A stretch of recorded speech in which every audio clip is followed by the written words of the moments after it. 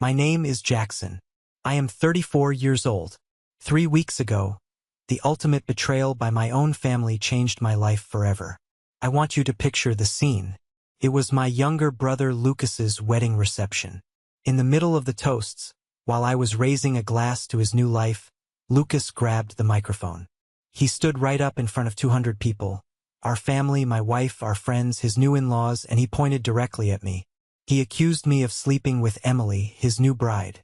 At his own wedding, he stood up in front of everyone and accused me of having an affair with his wife. But that was not the worst part. The worst part was when my own wife, Sarah, stood up from her chair next to me. She wiped a fake tear from her eye, nodded, and agreed with him. She told the entire room she had been noticing things for weeks. They laughed at me. They judged me. Everyone turned against me in seconds until I opened my phone and pressed play. But there is something they did not know. They did not know I had already met with a lawyer. They did not know I had hired a private investigator. And they certainly did not know that the flash drive in my pocket held enough evidence to destroy their lives and trigger a massive lawsuit that would leave them with nothing. Now, they are the ones begging for forgiveness. Before I tell you exactly what happened and what was on that recording, make sure to hit that like button if you believe in absolute justice. And please, tell me what state or country you are watching from in the comments below. Now, let's go back to the moment the nightmare began. The wedding hall was filled with golden light, flowers on every table, soft music playing, people laughing, talking, raising their glasses. It was an expensive country club in the suburbs, the kind of place with valet parking and prime rib on the menu. From the outside, this night looked perfect. I stood near the back holding a glass of water watching everyone smile. My wife Sarah was across the room talking to my parents. I watched her laugh, the diamonds on her neck catching the chandelier light. Those were the diamonds I bought her last Christmas with my hard-earned salary. Then there was Lucas. He was the center of attention, as always. The golden boy. He stood by the bar, relaxed, confident, the kind of man who always knew exactly how to look in a room full of people. I watched him, my own flesh and blood, and I thought about the absolute filth I had discovered exactly 21 days ago. I let him enjoy his little moment of glory. I let Sarah drink her expensive champagne, because they had absolutely no idea the storm that was about to hit them. An hour into the reception, Lucas tapped his glass. The sharp clinking sound cut through the jazz music. He walked up to the stage and took the microphone from the DJ. "Can I have everyone's attention, please?" The music stopped. The room quieted. Lucas smiled at the crowd. Then slowly his eyes moved to me. The entire room followed his gaze. I felt the weight of 200 pairs of eyes locking onto my face. "Before we continue," he said softly, "I think there's something everyone deserves to know." My mother, Martha, frowned slightly. Emily, the bride, looked completely confused. "Lucas, what are you doing?" she asked. "No," Lucas said gently, playing the role of the wounded victim perfectly. "This needs to be said." He looked directly at me. "My own brother," he said, his voice dropping into this theatrical whisper, "has been having an affair with my wife." The room exploded. Gasps, whispers, heads turning. The sound of a glass shattering on the floor. My father, Arthur, stood up immediately. "What are you saying?" he shouted. "I know it is hard to hear," Lucas said, rubbing his eyes like he was fighting back tears. "That's why I have proof." He motioned to the DJ. The large screen behind the stage lit up. A series of photos appeared. There I was, standing next to Emily in a coffee shop parking lot from months ago. It was the day I helped her jumpstart her car when her battery died. Completely innocent, completely reframed. Then came screenshots of text messages. I recognized immediately they were fake. My name, her name, words I had never written. The room shifted. Murmurs turned darker. I heard my Aunt Clara gasp. With his own brother's new wife? What a monster. My father sat down slowly, his face confused, frightened. Then came the final nail in the coffin. Sarah, my wife of 5 years, stood up. Her hands were shaking. She looked at the floor. "I am sorry, Lucas," she said softly. "He is right. I did not want to believe it, but I have been noticing things for weeks. The room turned completely. People who had been smiling at me 5 minutes ago now looked at me with disgust. My own mother looked at me with an expression I had never seen on her face before. Doubt. They all waited for me to cry, to beg, to fall apart. They expected me to scream and defend myself. They expected a scene. I looked down at my hands. Then I looked up and I smiled. The room froze. Lucas frowned. Sarah's expression flickered. What is funny? My father snapped. Nothing, I said quietly, nothing at all. I reached into my suit jacket pocket. I felt the cold metal of my phone. They thought they had trapped me. But they did not know I had been planning this exact moment for 3 weeks. To understand how we got to that dining hall, you have to understand the dynamic of my family. I was the older brother, but in my parents' eyes, I was merely the warm-up act. Lucas was the main event. He was the golden child. For years younger than me, he was the star quarterback in high school, the one with the charismatic smile, the one who could talk his way out of a speeding ticket or a failing grade. When Lucas racked up credit card debt in college, my parents dipped into their retirement savings to bail him out. When I worked 2 jobs to pay for my own state college tuition, they told me it builds character. I never asked for a handout. I built my logistics company from the ground up. I worked 80-hour weeks. I sacrificed my 20s so I could have a solid foundation. Whenever Lucas needed money for a new car or a down payment on a trendy downtown loft, my parents would invite me over for Thanksgiving dinner, butter me up, and ask for a loan. A loan that was never repaid, of course. Lucas would clap me on the shoulder and call me his favorite ATM. I tolerated it. I tolerated it because family is supposed to be blood. Family is supposed to have your back. Then I met Sarah. She seemed like the antidote to my chaotic family. We met at a real estate seminar. She was smart, driven, and understood the value of hard work. We got married 5 years ago. I bought us a beautiful 4-bedroom house in a quiet suburban neighborhood with a strict HOA. I fully funded her 401k. I made sure she never had to worry about a single mortgage payment. I wanted to give her the world. Sarah always played the role of the peacemaker.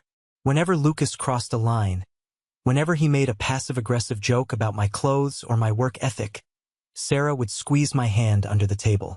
Just let it go, Jackson, she would whisper. He is your brother.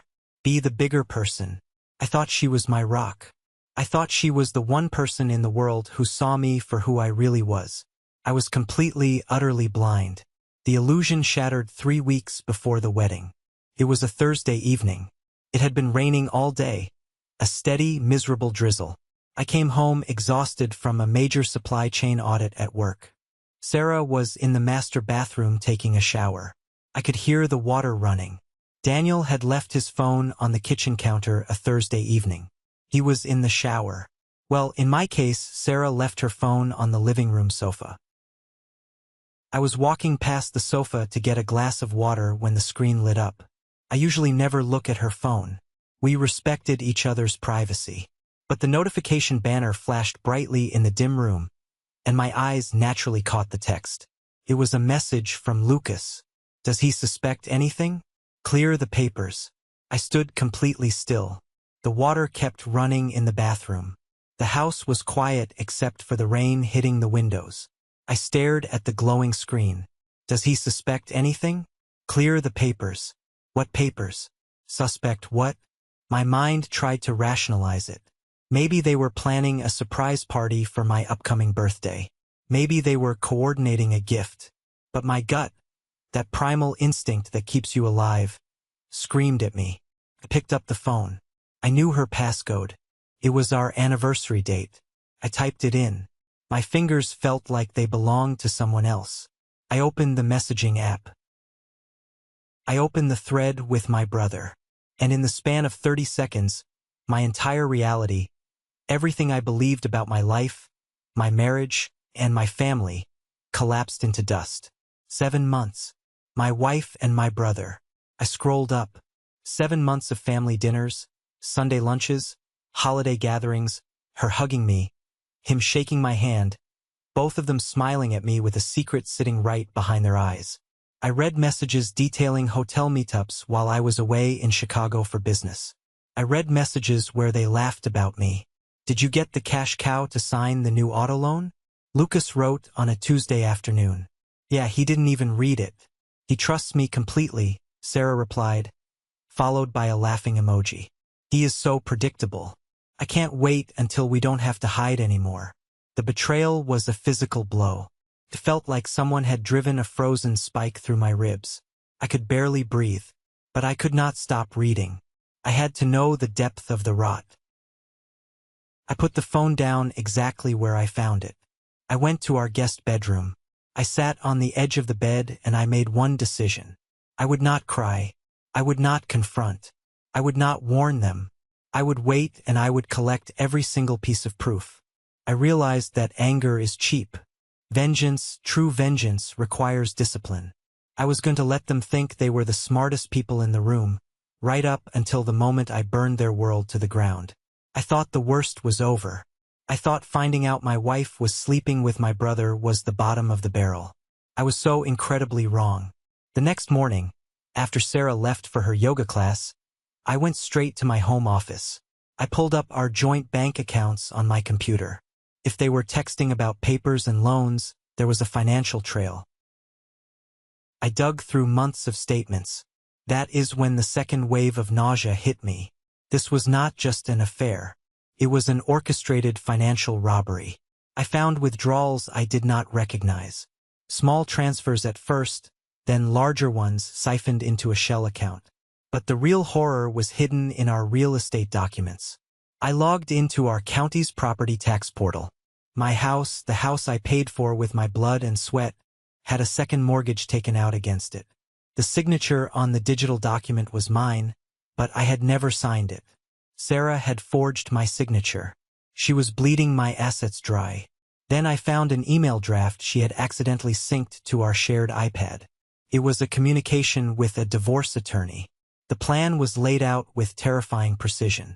They were going to drain the liquid cash, devalue my company's assets by messing with the supply chain contracts, and file for divorce immediately after Lucas's wedding. They wanted to trigger a lawsuit that would force me to liquidate my business just to pay the legal fees.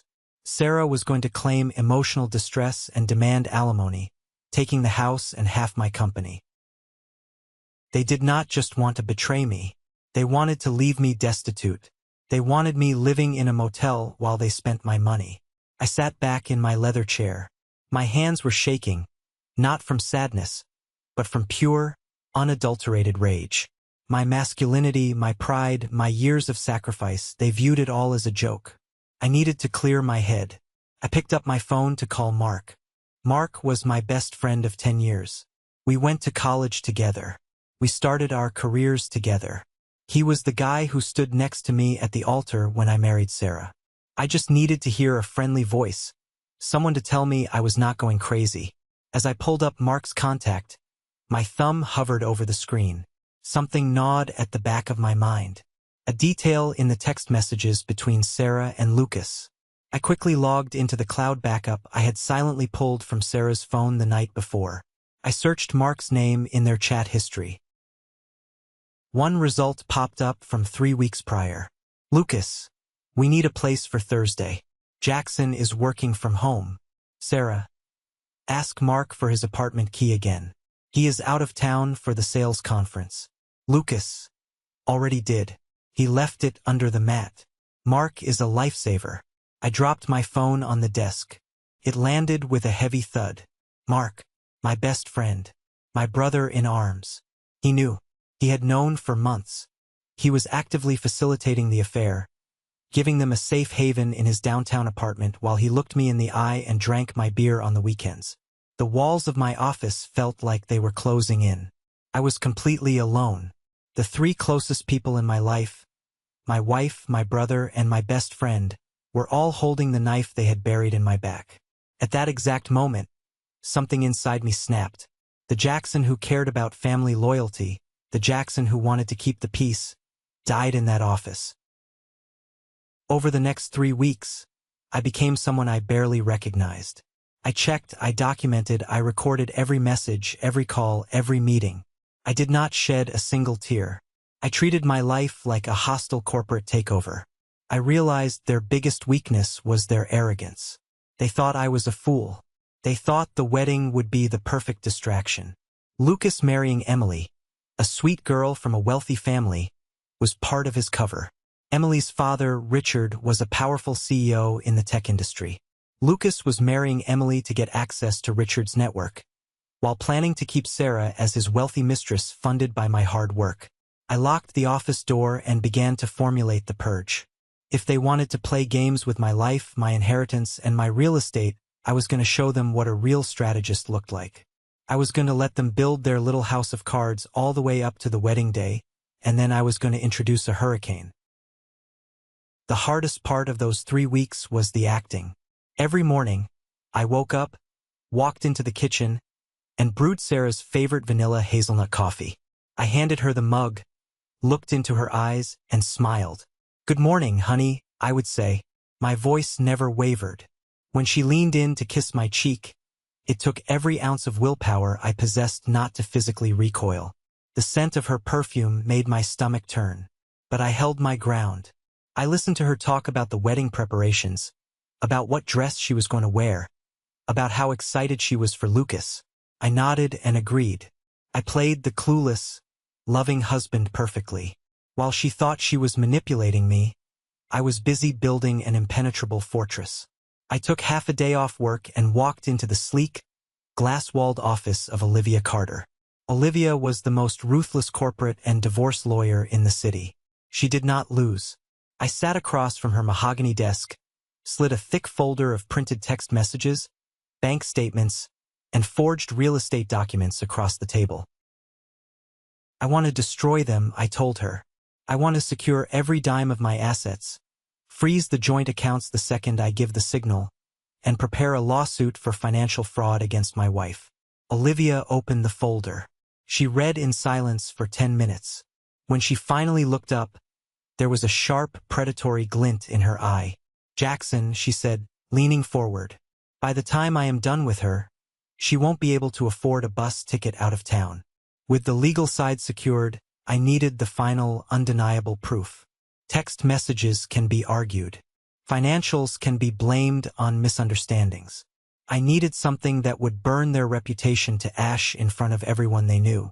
I hired Reynolds, a high-end private investigator. For a hefty fee, Reynolds trailed Lucas and Sarah.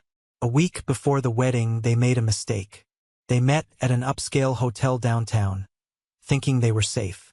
Reynolds secured security footage from the hotel lobby and the restaurant. He captured high-definition video of them holding hands, kissing in the elevator, and acting like a married couple. Even better, Reynolds managed to place a parabolic microphone near their table in the restaurant lounge. He captured clear, crisp audio of their conversation. The audio where they laid out their entire plan to humiliate me and take my money. I put all the files, the videos, the audio, the screenshots onto a single encrypted flash drive. Then the day of the wedding arrived. The evening started beautifully.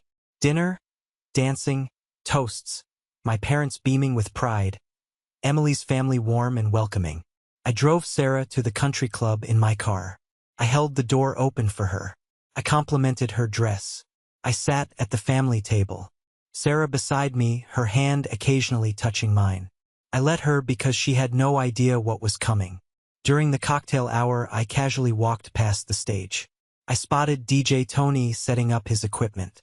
I noted the HDMI cable running from his laptop to the massive projector screen behind the stage. I mentally mapped the distance from my seat to that cable. It would take me exactly 8 seconds to reach it.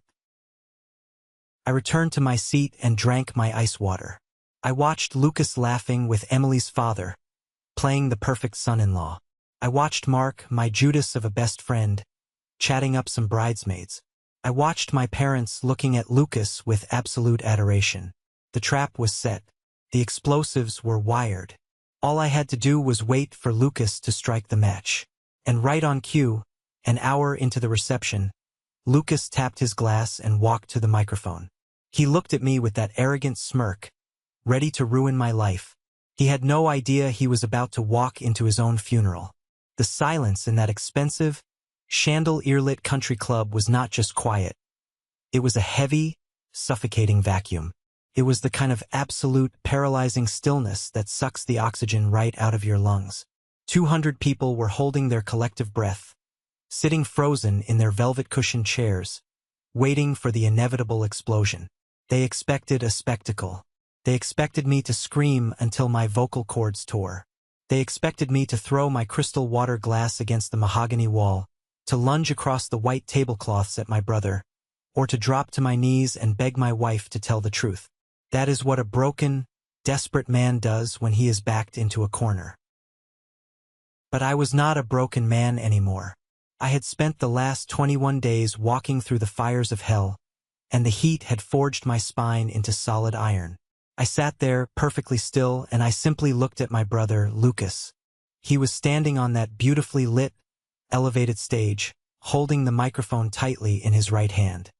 He was looking down at me with this sickening, carefully practiced expression of fake sympathy. He actually had his left hand placed softly over his heart. He was playing the wounded groom, the betrayed brother, the tragic victim of my supposed depravity. He genuinely thought he had executed the perfect strike. He believed with every fiber of his arrogant being that his little stunt with the fake text messages on the projector screen behind him had sealed my fate. He thought he had buried me alive. Then I slowly shifted my gaze to Sarah, my wife, the woman I had built a life with, the woman whose name was on my bank accounts, the woman I had trusted with my heart and my future. She was sitting right beside my empty chair at the VIP family table. She was holding a white linen napkin to her face, her shoulders shaking rhythmically as she pretended to sob. She refused to look me in the eye, staring intently at the floral centerpiece instead. She was playing her part flawlessly, acting like the devastated, long-suffering wife who had finally, agonizingly uncovered her husband's dark secret. The diamond bracelet I bought her for our anniversary sparkled under the lights as she wiped away a dry tear. And then, there were my parents, Arthur and Martha, my own flesh and blood. They were staring at me with absolute, unfiltered disgust. My mother actually shook her head, leaning her weight into my father's shoulder as if the sheer sight of me made her physically ill. They did not even question the accusation. They did not ask for my side of the story. They did not demand proof. Lucas pointed a finger, and they immediately, instinctively threw me to the wolves. That realization, right there in the middle of the wedding hall, was the final, echoing slam of a steel door. It was the absolute death of my family loyalty. I reached into the inside breast pocket of my tailored suit jacket. I felt the cold, hard edges of my smartphone. The small, specialized adapter cable was already plugged firmly into the bottom port, the flash drive hanging from it like a silver bullet. I pushed my chair back. The wooden legs scraped against the polished marble floor, a harsh, grating sound that cut through the heavy, suffocating silence like a serrated knife. I stood up slowly. I did not rush. I buttoned the center button of my suit jacket, a deliberate, calming motion. I wanted them to feel the agonizing weight of the moment. I wanted the tension to stretch until it snapped. I wanted Lucas to start sweating under those hot stage lights. "What is so funny, Jackson?" My father, Arthur, demanded again, his voice echoing loudly in the quiet room. His face was flushed with anger. "Have you lost your damn mind? You humiliate your brother on his wedding day, you disrespect your wife, you shame this family, and you stand there and smile?" I completely ignored him. I did not even blink in his direction. I stepped away from the table and began walking toward the stage. The crowd parted for me like the Red Sea. People pulled their chairs in abruptly, shrinking back as I passed as if I were carrying a contagious disease. I could hear Aunt Clara whispering furiously to a cousin, calling me a sociopath. I heard Uncle Bob muttering about how I always had a dark side. I heard Emily, the young bride, crying softly, completely confused and terrified by the absolute circus her dream wedding had become. I kept my eyes locked on Lucas. I did not look away for a microsecond. As I got closer, closing the distance step by step, I saw the arrogant, triumphant smirk on his face start to falter. It was just a fraction of an inch, a tiny twitch at the corner of his mouth, but I saw it. He expected me to be frantic. He expected me to defend myself loudly. My absolute, icy calm was deeply unnerving him. I walked up the short, carpeted set of stairs to the side of the stage. I bypassed Lucas completely, not even giving him a passing glance, and walked straight toward the DJ booth nestled in the corner. DJ Tony was a young guy, maybe 22 years old, wearing a cheap, ill-fitting vest and looking absolutely panicked. He had his hands hovering uncertainly over his complex mixing board, his eyes darting frantically around the room, unsure of what he was supposed to do. "Hey, Tony," I said quietly, my voice steady, conversational, but laced with a terrifying authority. "I need you to step back from the laptop right now." Tony swallowed hard, his Adam's apple bobbing. He looked past me at Lucas, who was glaring at us, then back at me. I can't do that, man," he stammered, his voice shaking. "The groom paid me. He told me to keep these slides up on the screen." I did not raise my voice. I did not need to. I leaned in close, resting my hands flat on the edge of his table, invading his space just enough to establish total dominance. "Look at me, Tony," I whispered.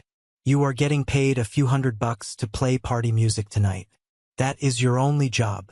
You do not want to be an accomplice to criminal defamation. You do not want to be a part of the massive multi-million-dollar lawsuit that is going to hit this family tomorrow morning. Look at my suit. Look at my watch. Now look at Lucas. Who do you think pays the salary in this family? Who do you think has the lawyers to bury you? Step back now." Tony looked deep into my eyes. He saw the absolute zero-degree coldness there, the utter lack of hesitation. He slowly, carefully took a step back, holding his hands up in the air in a gesture of total surrender.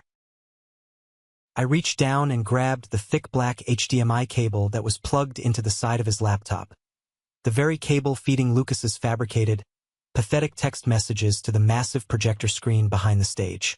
I yanked it out with one sharp pull. The giant screen instantly went pitch black. A collective, shocked gasp rippled through the audience. "Hey!" Lucas shouted into the microphone, his voice cracking slightly with sudden panic. "What do you think you are doing? Turn that back on. Someone stop him. He is trying to hide the evidence." I turned slowly to face him. I walked right up to him and calmly, firmly took the microphone right out of his hand. He was so surprised by my sheer audacity that his fingers just went limp. He actually let it go without a fight. I tapped the steel mesh of the microphone twice. The heavy, thumping sound reverberated through the massive speakers, demanding absolute attention. "My little brother has always been a truly fantastic storyteller," I said, my voice echoing clearly across the silent, tense dining room. I looked out at the vast sea of faces. I made deliberate eye contact with my parents, who looked thoroughly confused. I looked at Mark, my treacherous, backstabbing best friend who was sweating profusely near the open bar. And finally, my eyes found Sarah. She was clutching her napkin, her knuckles white. "For 21 days, I continued, my voice calm, perfectly measured, and entirely devoid of fear. I have lived quietly inside a waking nightmare. Not because of the ridiculous, fabricated lies you just saw projected on that screen, but because 21 days ago, I accidentally picked up my wife's phone off the living room sofa, and I discovered exactly what my family truly thinks of me behind closed doors." Lucas took a threatening step toward me, his face turning red again. "Shut up, Jackson. Give me the mic back. You are drunk. You are crazy. Someone call venue security." I held up my left hand, stopping him dead in his tracks. "If we are standing up here sharing things that people deserve to know," I said, my voice dropping an octave, "I think we should share everything. The whole unvarnished truth. No fake screenshots created on an app. No bad acting. Just raw, unfiltered, undeniable reality." I pulled my smartphone out of my pocket. The small adapter dangled from the bottom port. I walked back over to the DJ table, picked up the end of the HDMI cable I had just yanked from the laptop, and plugged it directly into my phone. I swiped open my screen, bypassed my normal apps, and navigated straight to the secure, encrypted folder that Olivia, my brilliant lawyer, and Reynolds, my private investigator, had helped me build. I selected the very first video file. I looked back at Lucas one last time before pressing the button. His face was completely pale now. All the color had drained from his cheeks. The horrifying realization that he was no longer the director of this play, that he was no longer in control, was finally hitting him like a freight train. I pressed play. I thought the silence in the room before was heavy, but the silence that was about to follow would be loud enough to deafen every single person in that hall. The massive projector screen behind the stage flared violently back to life. But it was not a blurry, easily manipulated photo. It was not a block of text. It was crystal clear, high-definition, 4K security footage. The digital timestamp glowing in the bottom right corner showed unequivocally that it was recorded exactly 7 days ago. The scene displayed on the giant screen was the luxurious, marble-floored lobby of the Grand Marquis Hotel downtown. The camera angle was positioned perfectly, looking directly at the gold-plated elevator banks. The doors slid open with a soft visual chime, and out walked Lucas. He was wearing the custom-tailored charcoal suit that I had paid for with my own money. A second later, stepping out right behind him, was Sarah. She was wearing the expensive diamond necklace I had gifted her. As soon as the elevator doors closed behind them, Lucas grabbed Sarah aggressively by the waist. He pulled her flush against his body and kissed her deeply, passionately, right there in the open lobby. It was not a friendly peck on the cheek. It was not a familial embrace. It was the desperate, hungry, deeply familiar kiss of two people who had been sleeping together intimately for a very long time. Someone sitting in the front row dropped a crystal wine glass. It shattered violently against the marble floor, the sharp sound echoing through the room, but absolutely nobody moved to clean it up. Nobody even flinched. My mother made a sound.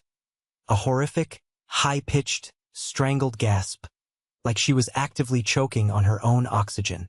I watched from the stage as her hands flew up to cover her mouth, her eyes wide with unadulterated terror. My father stood up abruptly, his chair falling backward with a crash, his face turning a dangerous, unhealthy shade of crimson. The video on the screen automatically cut to the next file in the folder. The setting changed to the dimly lit, exclusive restaurant lounge inside the same hotel. They were sitting close together in a private, curved corner booth. The visual footage was completely damning on its own, but it was accompanied by crisp, perfectly clean, surgically enhanced audio captured by the private investigator's hidden parabolic microphone. Lucas's voice echoed through the massive wedding hall speakers, sounding unbelievably arrogant, cruel, and entirely sober. "The wedding is absolutely perfect timing," the recorded Lucas said on the screen, taking a casual sip of his expensive bourbon cocktail. "Emily's dad is flying in half his corporate board. The place will be packed with high society people. Everyone will be emotional, drinking, having a good time. No one will think clearly when I drop the bomb." I watched the real Lucas standing a few feet away from me on the stage. He was physically shaking. His knees were visibly trembling. He looked like he wanted to vomit right there on his polished dress shoes. On the giant screen, Sarah leaned closer to him, resting her hand on his thigh. And what if he tries to defend himself? What if he proves the text messages are fake? Jackson is smart. He might have an alibi. "He won't," the recorded Lucas laughed. A cruel, dismissive sound that sent shivers down my spine. "Not in front of Richard and all those executives. You know Jackson. He is obsessed with his reputation. He hates causing a public scene. He'll freeze. I will accuse him of sleeping with Emily. It takes the heat completely off us. It ruins his reputation with the family forever. And it gives you the perfect, sympathetic excuse to leave him." A sickening pause on the audio, the sharp clinking of ice in a glass. "And after the wedding?" Sarah's recorded voice asked, her tone softening into something horrifyingly affectionate. "Then you file for divorce before he even recovers from the shock of the accusation," Lucas said smoothly, laying out the blueprint of my destruction. "You claim severe emotional distress.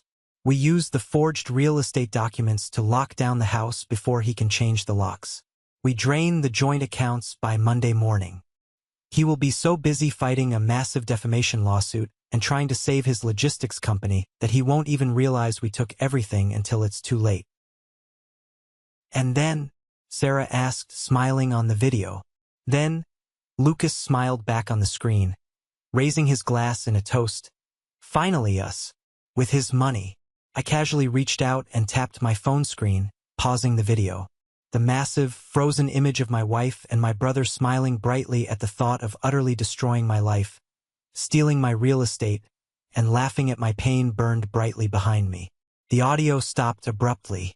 The hall was so intensely quiet you could hear the air conditioning vents humming in the ceiling. You could hear people breathing heavily. I picked the microphone back up.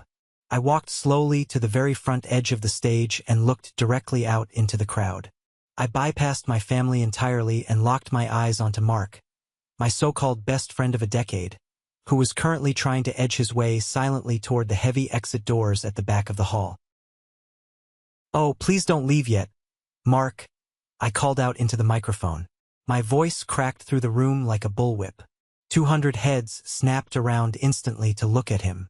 Mark froze exactly where he stood, looking like a deer caught in the headlights of an oncoming 18-wheeler. "I want to take a moment to publicly thank my best man, Mark," I said, my voice dripping with pure, concentrated venom. "I want to thank him for generously lending his downtown apartment to my wife and my brother every single Thursday evening for the last 7 months, just so they could betray me comfortably without having to pay for a hotel every time. You are a real stand-up guy, Mark. A true friend." Mark turned the color of a ghost. A woman standing next to him, one of Emily's bridesmaids whom he had been actively flirting with all evening, physically stepped away from him in sheer disgust, covering her mouth. I looked back down at the VIP family table. Sarah was no longer pretending to cry into her napkin. She was staring up at me with a look of pure, unadulterated terror. The mask she had worn for 5 years was completely ripped off, shattered into a million pieces. There was nowhere left for her to hide. She looked frantically at Lucas, pleading silently with her eyes for him to fix it, to talk his way out of it like he always did. But Lucas was paralyzed. My father, Arthur, finally moved. He did not look at me. He walked straight toward the stage, his boots heavy and deliberate on the wooden floor. He stopped right at the base of the stairs, looking up at Lucas. "Tell me that video is fake," my father demanded, his voice trembling with a terrifying, foundational rage. "Tell me right now that you did not do this to your own brother." Lucas opened his mouth, but no words came out. He looked down at his shoes. "Dad, it is taken out of context. I can explain." My father did not hesitate. He stepped up onto the first stair, reached out, and slapped Lucas across the face with the back of his hand. The sharp, cracking sound echoed like a gunshot. Lucas stumbled backward, tripping over his own feet and knocking over a heavy metal microphone stand with a loud crash. "Get out of my sight," my father roared, his voice breaking. "You disgust me. You sicken me." I stood there on the stage, looking down at the wreckage of my family, holding the microphone, and I felt absolutely nothing. No sadness. No pity, no lingering love, just the cold, clean, sterile air of absolute truth. I thought exposing them would be the end of the drama, the final act of the play, but the fallout was about to get much, much worse. The consequences of their actions were just beginning to arrive. The absolute chaos that erupted in that elegant dining hall was nothing short of biblical. It was the complete, catastrophic collapse of 2 families' reputations in real time. Richard, Emily's father and the powerful tech CEO, pushed his way violently through the murmuring crowd. He was a tall, broad-shouldered, imposing man, and right now, his face was a mask of pure, concentrated fury. He marched directly up to the stage, bypassing my father entirely, and stood over Lucas, who was still cowering near the knocked-over microphone stand, holding his red, stinging cheek. Richard did not yell. He did not need to. "Sir, please, you have to listen to me," Emily and I really love each other. Lucas started to beg, his voice cracking pathetically. Richard cut him off by stepping squarely into his personal space, forcing Lucas to lean back dangerously close to the edge of the stage. "This wedding is over," Richard stated flatly. "The marriage certificate has not been legally filed with the state yet, and it never will be. You will never speak to Emily again. If you come within 100 feet of her, I will have you arrested for harassment." Richard paused, letting the silence hang, before delivering the final, crushing blow. "And tomorrow morning at 8 a.m. sharp, my legal team is going to contact the CEO of your firm. I sit on the board of directors of your company, Lucas. By 9 a.m. you will be unemployed. By noon you will be blacklisted in every major financial firm in this state. You will never get another promotion. You will never work in this industry again. You are entirely finished." Richard turned sharply to his shocked family and the massive crowd of corporate guests. "We are leaving. Now." It was a mass exodus. Dozens of people. Emily's entire side of the family, the wealthy corporate executives, the college friends, began gathering their coats and walking out in droves. They cast looks of absolute revulsion and disgust at Lucas and Sarah as they passed the head tables. The wedding had turned into a funeral for their social and professional lives. I walked slowly down the stairs from the stage. I walked deliberately toward the table where Sarah was still sitting, frozen in her chair. She looked up at me as I approached. Her expensive makeup was running down her face in dark streaks, and her hands were shaking uncontrollably against the white tablecloth. "Jackson, please," she sobbed, reaching out a trembling hand toward me. "Let's just go home. Please don't do this here. We can talk about this. I can explain everything. It was a stupid mistake. I love you." I reached into the deep inside pocket of my suit jacket. I pulled out a thick, heavy, folded manila envelope. I dropped it on the table right in front of her. It landed with a loud, definitive thud, right next to her half-empty glass of champagne. "I am not going home with you, Sarah," I said calmly, my voice void of any emotion. "I am never going anywhere with you ever again. My lawyer, Olivia, filed those documents at the courthouse an hour before this pathetic wedding started. Those are your divorce papers." Sarah stared at the brown envelope like it was a live grenade about to detonate. "Attached to the divorce filing," I continued, making sure my voice carried to the remaining family members, "is a comprehensive civil lawsuit for financial fraud, forgery, and attempted grand theft of my real estate assets. You can't do this," she stammered, her eyes wide with panic. "The house. My name is on the deed." The house was legally transferred into a secure, impenetrable trust as of yesterday afternoon, I informed her coldly. "The joint bank accounts are entirely frozen. The credit cards you hold are canceled. You have exactly 2 hours to go to my house, pack your personal clothes, and leave my property. If you are still there when I arrive, I will have the police arrest you for criminal trespassing. You are getting absolutely nothing. No house, no alimony, and certainly none of my grandfather's inheritance." I turned my back on her sobbing form and walked confidently toward the exit. My mother, Martha, intercepted me near the heavy double doors. She had tears streaming down her face, her mascara ruined. She reached out desperately and grabbed my arm, digging her fingers into my suit jacket. "Jackson, my baby," she cried, her voice cracking. "I am so sorry. I didn't know. We didn't know he was doing this to you. Please don't walk away from us. Talk to us. Let us fix this." I stopped. I looked down at her hand clutching my arm, and then I looked deep into her tear-filled eyes. "You didn't know about the affair, Mom," I said softly, my tone completely dead. "That is true.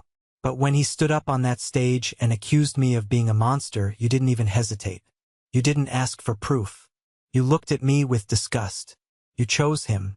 You have always chosen him." I gently but firmly pulled my arm out of her grasp. "Have a good life, Mom."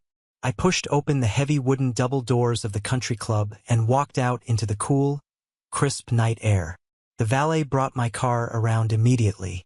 I tipped him $100 bill, got into the driver's seat, and drove away into the darkness. I did not look back in the rearview mirror even once. For the first time in my 34 years of life, I felt the heavy, suffocating chains of familial obligation shatter. I was finally truly free. But as I soon learned, toxic families do not let go easily, and exactly a year later, they tried one last time to drag me back into their mud. A year is a remarkably long time when you are no longer carrying the dead, exhausting weight of terrible parasitic people. My life transformed in ways I could have never imagined. The divorce proceedings were absolutely brutal for Sarah. With Olivia as my lawyer, and the massive, undeniable mountain of video, audio, and financial evidence I provided to the judge, Sarah walked away from our 5-year marriage with absolutely nothing.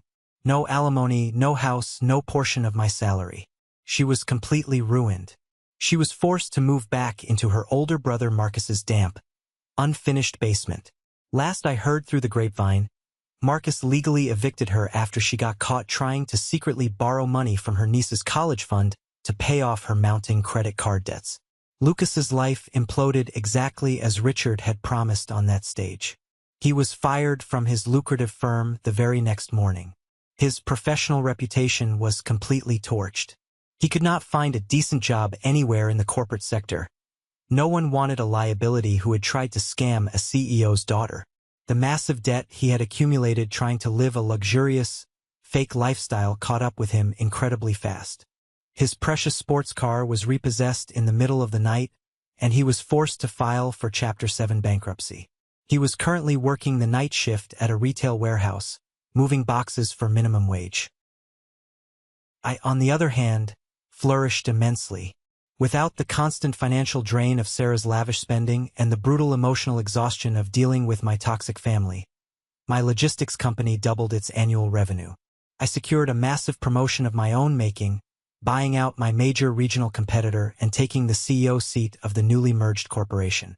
I was healthy, I was working out daily, I was sleeping 8 solid hours a night, and my mind was finally at peace. But then, on a rainy Tuesday afternoon, exactly 1 year after the wedding incident, the receptionist at my downtown office buzzed my private phone. "Mr. Hayes," she said hesitantly, her voice low, "your parents are here in the lobby. They say it is an absolute family emergency. They are refusing to leave." I leaned back in my ergonomic leather chair, staring out the floor-to-ceiling glass windows at the city skyline. I had not spoken a single word to them in 12 months. I had blocked their numbers and ignored their emails. "Send them up to my office," I said calmly. "Let's end this once and for all."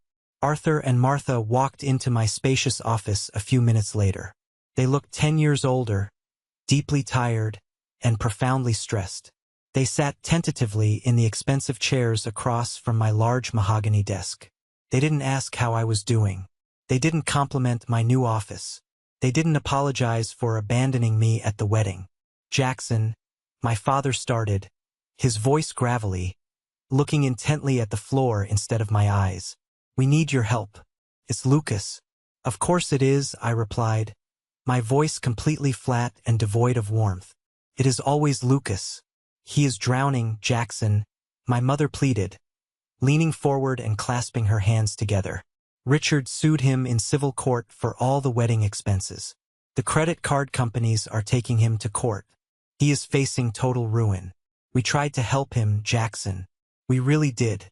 We took out a massive second mortgage on our real estate on the family home, but it's just not enough. We need you to give him a loan. Just $50,000 from your salary to keep him out of jail and get the debt collectors off his back."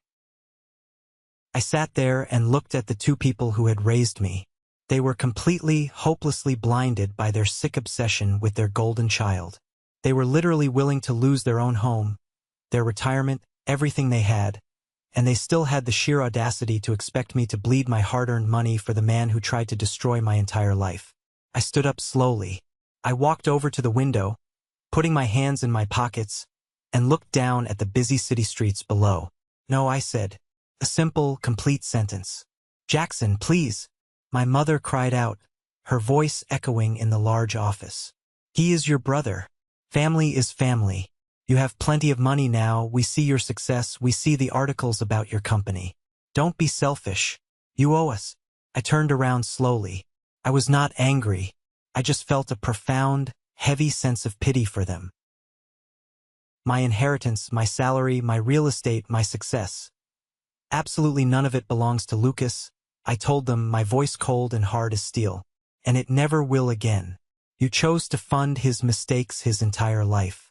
You chose to baby him. That is your burden, not mine. I am not your backup plan, and I am certainly not his personal ATM.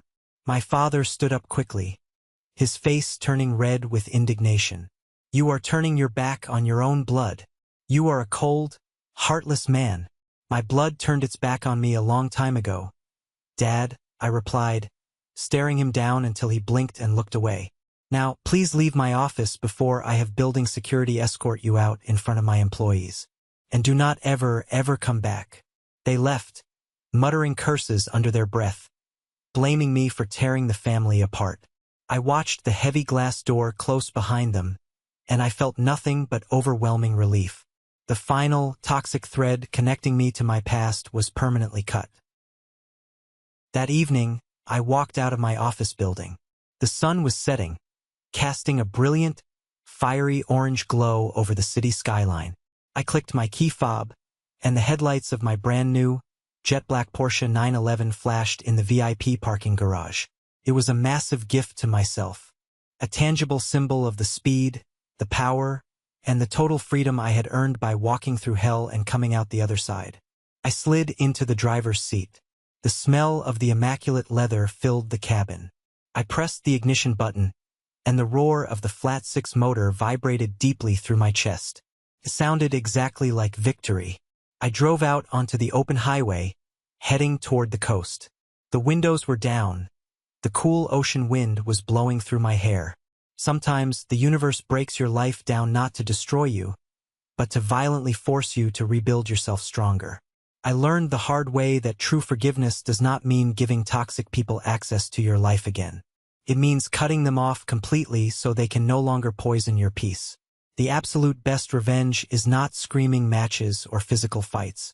The best revenge is massive, undeniable success, living a beautiful life, and exposing the absolute truth at exactly the right moment. If you have a family member who constantly drains you, a partner who disrespects you behind your back, or friends who only take and never give, hear me right now. You do not owe them your suffering. You do not owe them your sanity. Set your boundaries. Build your evidence in silence. And when the time comes, walk away holding your head high and never look back. Have you ever faced something similar with your own family? Have you ever had to cut off the people you loved to save yourself from drowning? Share your story in the comments below, and don't forget to like and subscribe so you don't miss the next journey.